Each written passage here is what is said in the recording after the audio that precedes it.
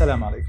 ايه جديد في الانجليش؟ دلوقتي كلنا بنستخدم الاي اي، واللي زمان كنت ممكن تتعلمه من قاموس قد كده كنت بتاخده في المدرسه، ممكن تخلصه ببرومبت واحد بس من شات جي بي تي. هنا بنحاول في اوكسفورد اللي احنا نستخدم الاي اي انه يعلمك ويطورك مش يحل مكانك. عندنا لابات، عندنا قاعات بنحاول على قد ما نقدر نشغل الولاد فيها بحيث يحسن الليسننج بتاعه، السبيكنج، وكمان الرايتنج سكيلز بتتحسن بشكل كبير جدا جوه اللابس. على قد ما نقدر بنحاول نخلي الطالب يتعلم من اخطائه بشكل مباشر، ياخد فيدباك بعد ما بيشتغل. اثناء ما احنا شغالين دايما في ممارسه مستمره. عندنا 4 مراحل بتتناسب مع الليفل بتاعك في اللغه الانجليزيه: A1 1 A1 2 A2 1 A2 2 و B1 1 B1 2، وطبعا المرحلة الأخيرة Circle.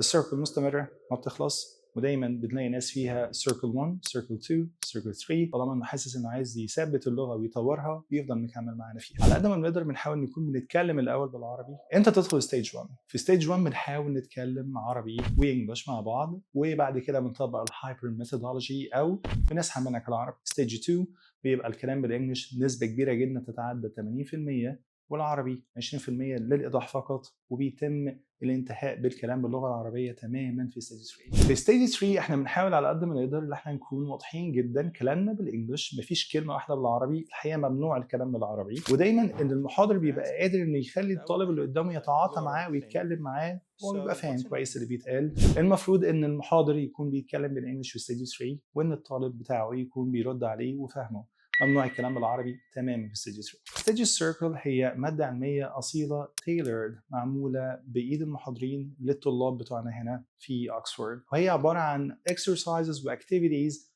مش قايمه على الشغل بتاعك النمطي اللي كان موجود في ستيج 1 و 2 و 3. بمعنى انت مش جاي عشان تقرا النهارده من الكتاب، انت جاي عشان تتعلم وتتكلم. بيبقى في محاضره عملي، والمحاضره اللي وراها بنقيم فيها الاخطاء اللي احنا قمنا بيها في المحاضره دي. المتابعه بتاعتنا يوم بيوم. عندنا الفا بيتابع على جروب بيعمل ايه، وفي نفس الوقت المحاضر في اول باول بيطلع تقييمات للمحاضرين. وانا هكون معاكم سعيد محمد، محاضر اللغه الانجليزيه، ومعايا اكثر من 15,000 ساعه تدريب وتدريس في اللغه الانجليزيه.